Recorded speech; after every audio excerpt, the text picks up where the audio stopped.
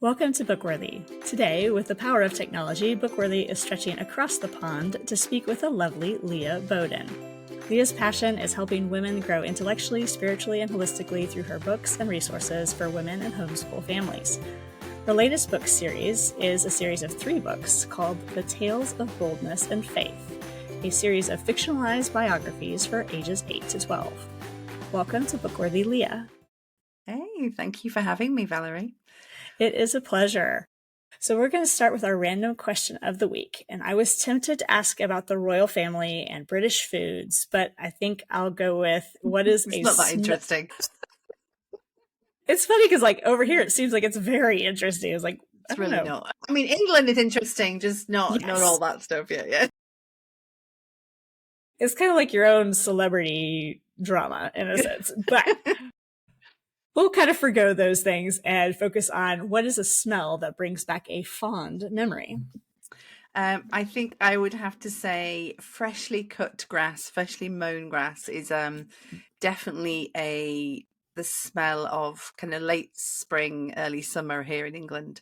And I live on a park. I literally there's a hedge between my house and a big city park. So they've just started doing the fresh spring cut with the big machines, and that smell is just glorious, absolutely glorious. And fortunately this year I am not suffering from hay fever, from any allergies, so that is a blessing. I can enjoy the smell and not sneeze.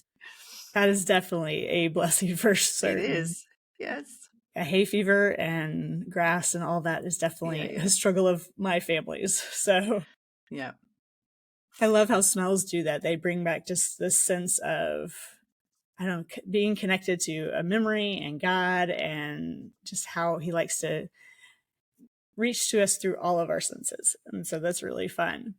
Yeah. Well, Leah, why don't you tell us a little bit about this series of books? Yeah, so The Tales of Boldness and Faith is a series that was inspired by books that I used to read to my children. My children are now all teenagers and adults. And when they were younger and I was beginning our home educating journey, where our big focus was on good literature and reading, I used to read to them these series of biographies that were kind of written in the 1940s, 1950s.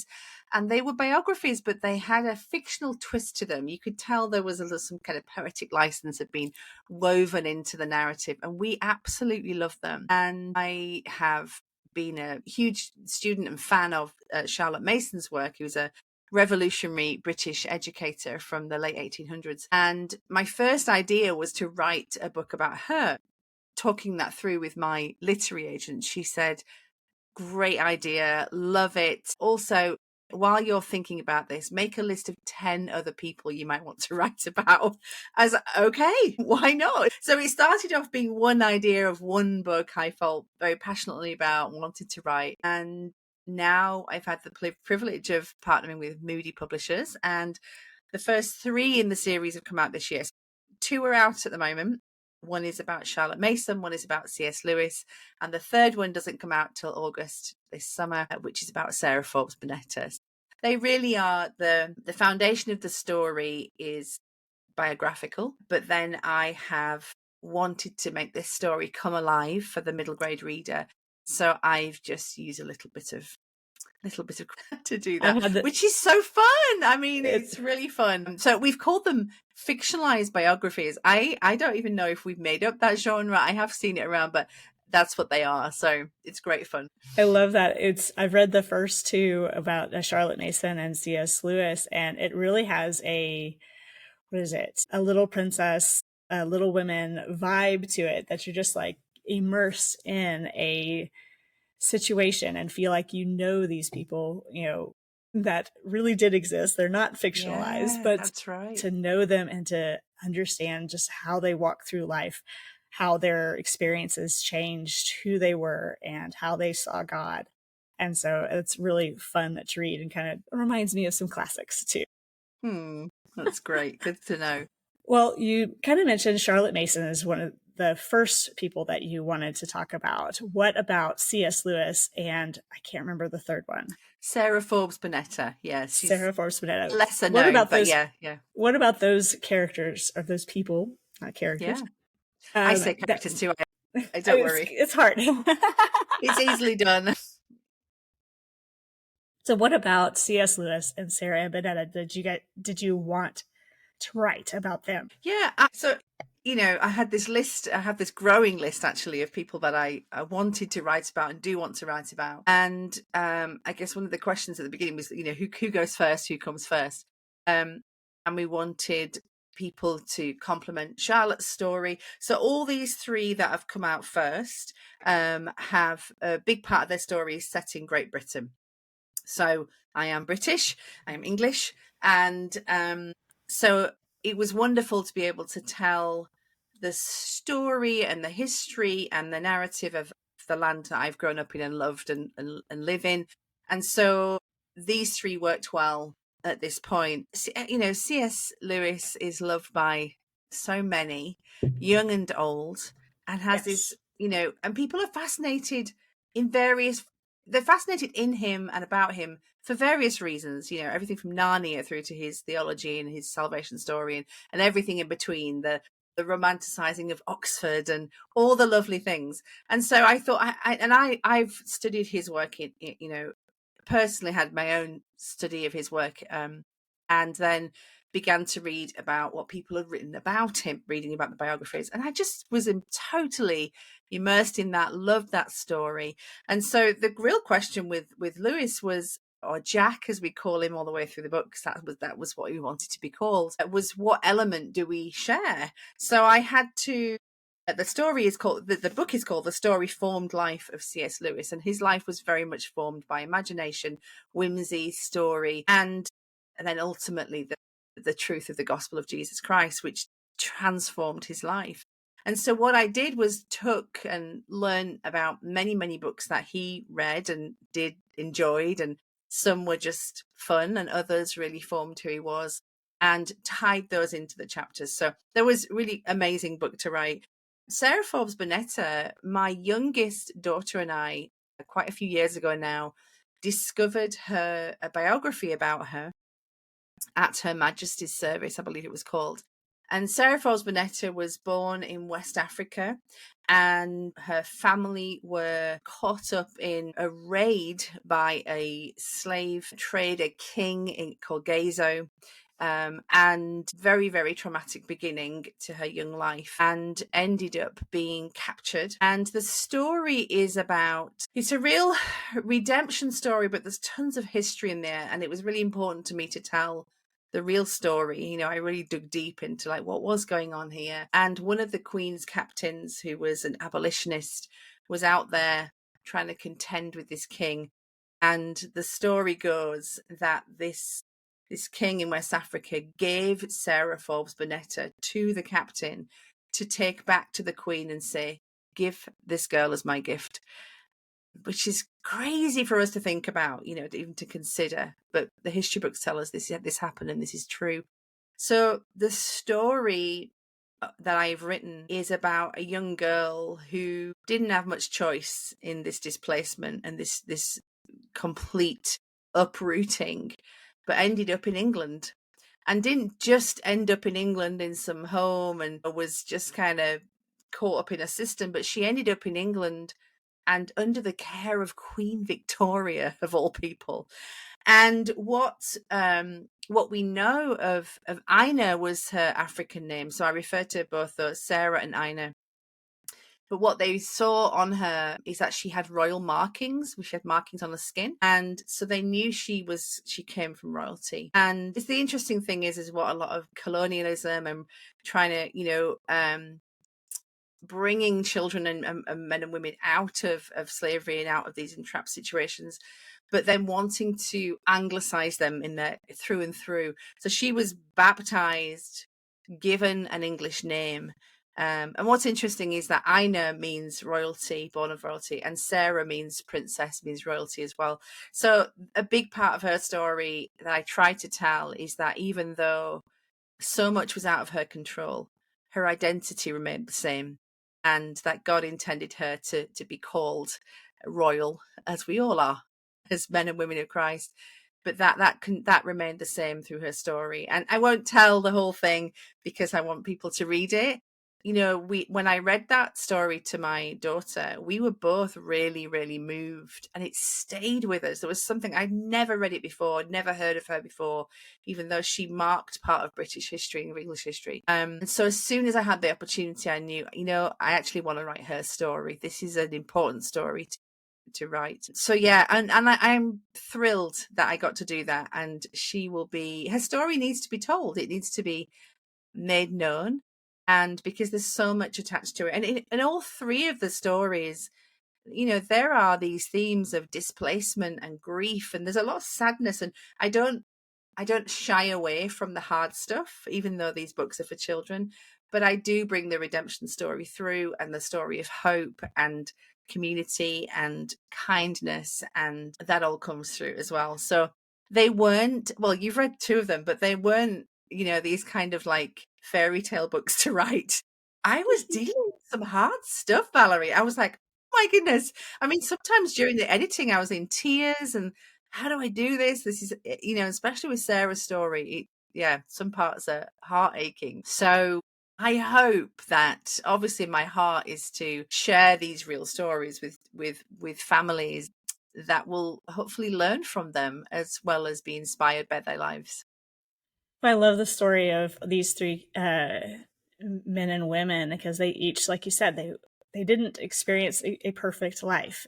It was hard. It was rough. It was seeing both sides of two different cultures, in a sense, a culture without Christianity and a culture with, and like all three of them, which is very unique. But what I love is, for this middle grade age, that 8 to 12, they're really trying to decide, oh, who am I? What am I? What do I believe about myself? And I love that these three characters go through that journey that we all do. I mean, I was in tears in, was it Charlotte Mason's story, because it's just a story of belonging to God, and to know that our value, our purpose is all wrapped up in who God made us to be, not in what society says about us or our circumstances. And those are just core things that the little child inside of us needs just as much as the children in our lives. And beyond, not beyond that as an addition, but alongside that, all three of the stories, what I find moving, even just writing them, researching. Ooh, I do apologize. Sorry about that. You're fine. I don't know if you edit your podcast. I do, so you're fine. I thought I turned everything off. Sorry about that. And we just make sure that doesn't come up. So what I found as well in discovering these stories and in really just kind of enveloping myself in them is that the relationships they had and the people that they brought around them were key, just as we know, as being part of the body of Christ. So in all of three of these stories, I think what's moving is the impact of their life on other people, or how they relate to others. So you'll read in Sarah's story, she has these real female mentors in her life, and these are the kind of thematic through her stories, that there's a woman at each stage of her life, even though her biological parents had died, God brought alongside her these incredible women to help form and shape who God had made her to be. And we see that in Charlotte. She never married, never had children. She was pretty much alone, but she had these incredible people around her. So much so that there's this woman, Elsie Kitchen, who, after Charlotte died, says, I want to serve this woman in life and death. So when I die, I want you to put my gravestone at the foot of her gravestone so people can stand on it to look at her gravestone. And I've stood on it, Valerie, many a time. I've stood on that gravestone, and it's powerful that you think, do we have relationships like that? That actually, that's moving, isn't it? And we see that in connections and friendships and relationships that C.S. Lewis had, like with people like Tolkien. And it's just amazing that we get to do our journey with each other, and I hope children capture that as well. I love that too. Just how the impact we can have on the people around us, because Sarah, Charlotte, and C.S. Lewis, or Jack, they all didn't really set out to change the world, but they did through their actions and how they treated the people around them, how they interacted and encouraged. And it's one of those, I love books, so many wonderful books out there, but to know that these people were people. They were real people. These are not fictionalized characters. They are real men and women that walk through similar stories that we go through. And it's powerful to walk through biographies and to see people like, oh, they are struggling alongside me. And even when we look at the Bible, we're looking at, David and Paul and Peter and like relating to these people and being like, okay, so even though I could be a loudmouth, I could still be a leader too.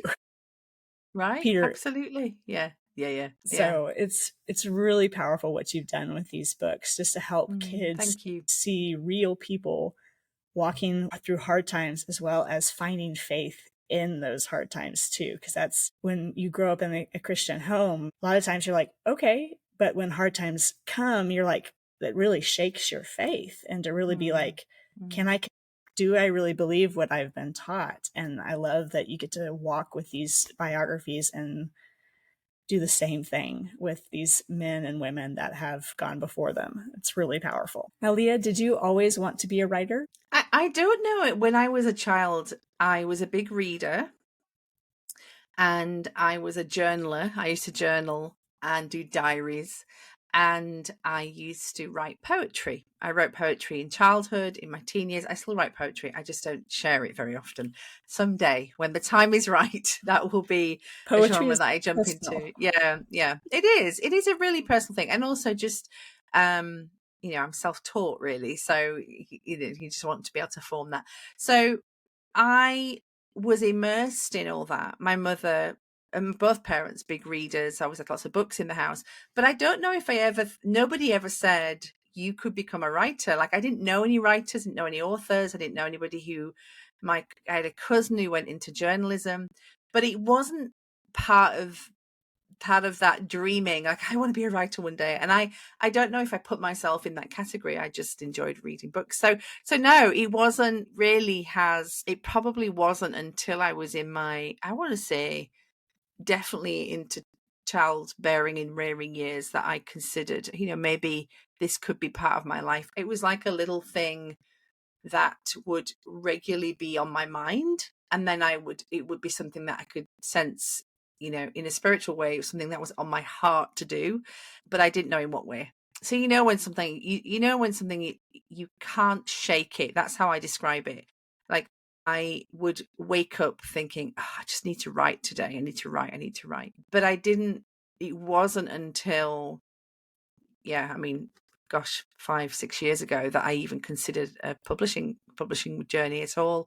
So I just knew I need to get some words down. And so that really grew in me. Part of my undergrad was English literature. So words have always been a great passion of mine. Yeah. That's a really long-winded answer, wasn't it? It's a good answer. It shows passion. That's a good thing. Absolutely. Well, Leah, what is a book that has impacted your life a lot, other than the Bible? Well done for throwing that in. Yes, other than the Bible. I mean, there are many. I know it's like an easy thing to say, but when you've been reading voraciously for most of your reading life, your ability, then there are many, many books.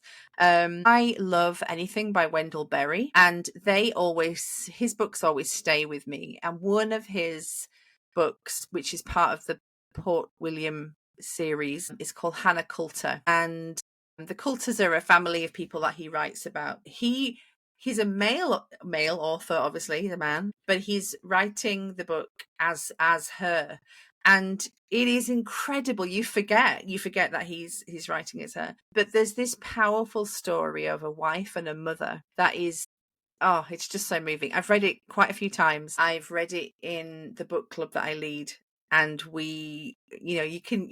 it's a international book club, so we're all on Zoom, and you've got us all like weeping and reading bits out, and it's just really incredible. So yeah, if you haven't read Wendell Berry, for the listeners, I would, and you love reading, then I'd encourage you to jump in. Jayber Crow, Hannah Coulter, they're two of my favorites. But yeah, I think they are the ones. There are many, many books, but they are a few that have stuck with me.